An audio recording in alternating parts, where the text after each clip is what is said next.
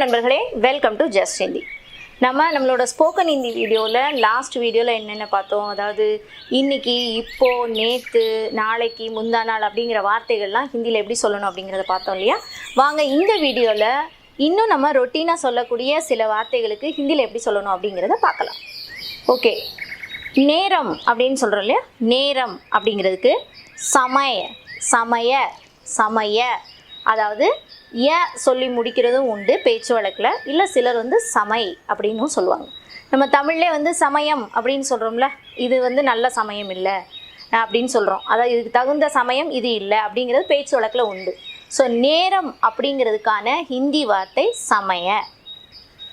காலம் காலம் சொல்கிறோம் இல்லையா. காலம் அப்படிங்கிறதுக்கு கால் கால். நம்ம காலம் சொல்கிறோம். கால் அப்படின்னா காலம், அதாவது பீரியட் அப்படின்னு சொல்கிறோம்ல, அந்த காலம், அந்த காலகட்டத்தில் அப்படின்லாம் சொல்கிறாங்க இல்லையா. அதுக்கு ஹிந்தியில் சொல்லக்கூடியது கால். நாள், அதாவது இன்னைக்கு நாள், இன்றைய தினம் அப்படி சொல்கிறோம் இல்லையா. நாள் தினம் ரெண்டையும் குறிக்கக்கூடிய ஹிந்தி வார்த்தை தின். தினம்ங்கிற வார்த்தையும் நம்ம தமிழில் சொல்லுவோம் இல்லையா, தினம் அப்படின்னு சொல்லுவோம்.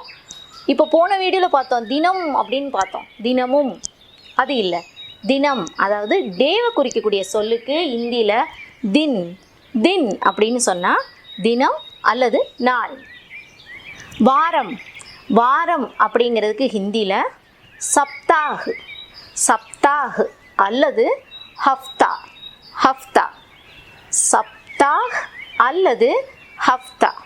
இந்த ஹஃப்தா அப்படிங்கிற வார்த்தை கொஞ்சம் ரேராக தான் வரும். நார்மலாக கலோக்கியலாக வரும்போது சப்தாஹ் அப்படிங்கிற வார்த்தை தான் அதிகமாக புழங்கியிருக்கு, சரியா. ஆனால் ஹஃப்தா அப்படிங்கிற வார்த்தையும் வாரம் அப்படிங்கிற மீனிங் குறிக்கும். சப்தா அல்லது ஹஃப்தா அப்படின்னா வாரம். மாதம் மாதம் அப்படிங்கிறதுக்கு ஹிந்தியில் மஹீனா. மஹீனா அப்படின்னாலும் மாஸ், நம்ம தமிழில் சொல்கிறோம் இல்லையா, மாதம் அப்படின்னு சொல்கிறோம். மாதத்தை நம்ம பேச்சு வழக்கில் சொல்கிறது மாதம் அப்படின்னு சொல்கிறோம். மாஸ் அப்படின்னு ஹிந்தியில் சொன்னால் தமிழில் மாதத்தை குறிக்கக்கூடிய சொல் மஹீனா அல்லது மாஸ் அப்படின்னா மாதம். இன்னொரு தடவை நம்ம இதை சொல்லி பார்ப்போம். நேரம் அப்படிங்கிற சொல்லுக்கு, தமிழ் சொல்லுக்கு உரிய இந்தி சமய சமய. காலம் அப்படின்னா கால். கால் அப்படின்னா காலம், அதாவது பீரியடை குறிக்கக்கூடியது. நாள் அல்லது தினம், டே, இங்கிலீஷில் டே சொல்கிறோம் இல்லையா, அதை குறிக்கக்கூடியது தின். ஹிந்தி வார்த்தை தின். வாரம் அப்படின்னா ஹிந்தியில் சப்தாஹ் சப்தாஹ் அல்லது ஹஃப்தா. அதே போல் மாதம் அப்படிங்கிறதுக்கான ஹிந்தி வார்த்தை மஹீனா மஹீனா அல்லது மாஸ். ஓகே, நெக்ஸ்ட்டு வருடம். வருஷம் சொல்கிறோம் இல்லையா, அதுக்கு சால் அப்படிங்கிற வார்த்தையும் சொல்லலாம், அல்லது வருஷ, நம்ம வருஷம் அப்படின்னு சொல்கிறோம் பேச்சு வழக்கில். வருஷ அப்படிங்கிற ஹிந்தி வார்த்தையும் இருக்குது. சால் அப்படின்னா வருடம், வருஷ அப்படின்னாலும் வருடம் தான், ஓகேவா. வயது, ஏஜ் சொல்கிறோம் இல்லையா, வயசு. ஆயு ஆயு அப்படின்னா வயசு அப்படின்னு அர்த்தம். நூற்றாண்டு சொல்கிறாங்க, செஞ்சுரி, நூற்றாண்டு. ஷதாப்தி ஷதாப்தி, ஒரு ட்ரெயின் கூட இருக்குது சதாப்தி, தெரிஞ்சிருக்குன்னு நினைக்கிறேன். சதாப்தி எக்ஸ்பிரஸ் அப்படின்னு ஒன்று இருக்குது. சதாப்தி அப்படின்னா நூற்றாண்டு அப்படிங்கிற தமிழ் சொல்.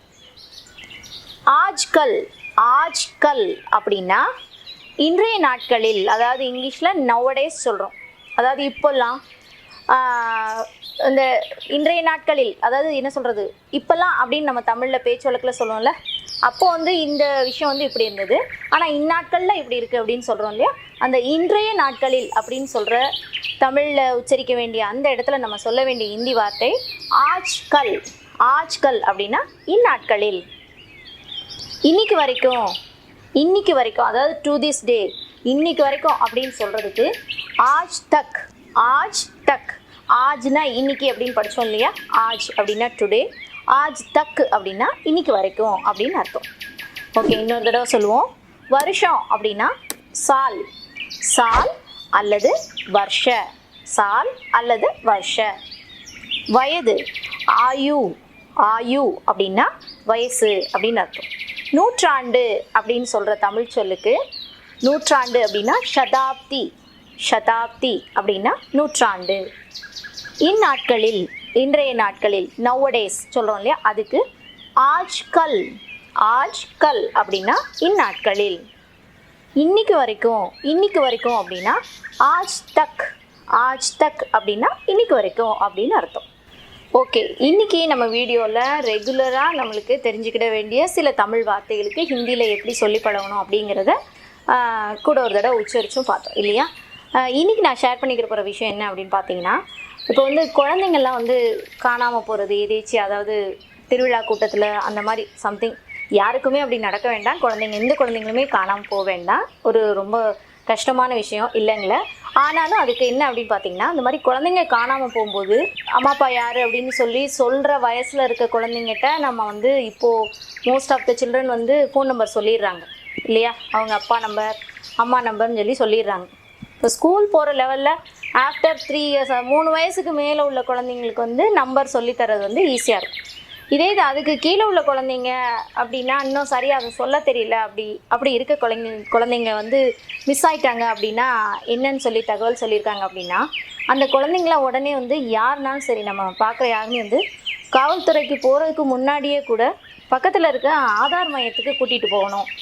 ஏன்னா இன்றைக்கி வந்து 6 மாத குழந்தையிலேருந்து ஆதார் அடையாளம் வந்து எடுக்க சொல்லி கவர்மெண்ட்டில் சொல்லியிருக்காங்க.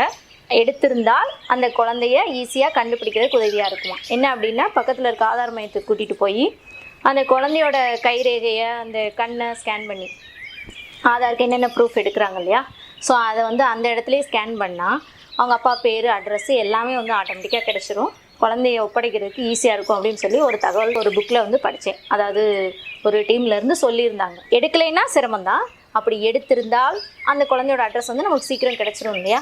அதுக்கப்புறம் நம்ம ப்ராப்பராக தகவல் கொடுக்குறதுங்கிறது அப்படிங்கிறது அதுக்கப்புறம் யோசிக்கலாம் அப்படின்னு சொல்லி ஒரு நல்ல விஷயமா ஒன்று சொல்லியிருந்தாங்க.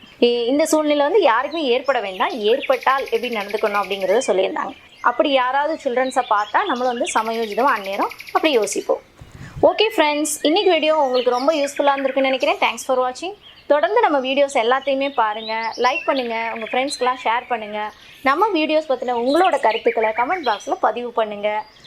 நம்ம வீடியோஸ்லேருந்து ஹிந்தியில் உள்ள ஆரம்பக்கட்ட எழுத்துக்கள், அதாவது உயிரெழுத்து, மெய்யெழுத்துன்னு சொல்லிட்டு அதுக்கப்புறமா அதை எப்படி வார்த்தையாக படிக்கணும் அப்படிங்கிற அந்த வீடியோஸும் நாங்கள் கீழே லிங்க்கில் கொடுத்துருக்கோம். அதையும் பாருங்கள். மறக்காமல் ஜஸ்ட் இன்றைக்கி சப்ஸ்கிரைப் பண்ணி பெல் பட்டனை ப்ரெஸ் பண்ணுங்கள். ஈஸியாக படிங்க, எளிதாக பேசுங்க. இந்த நாளும் இனிய நாளே.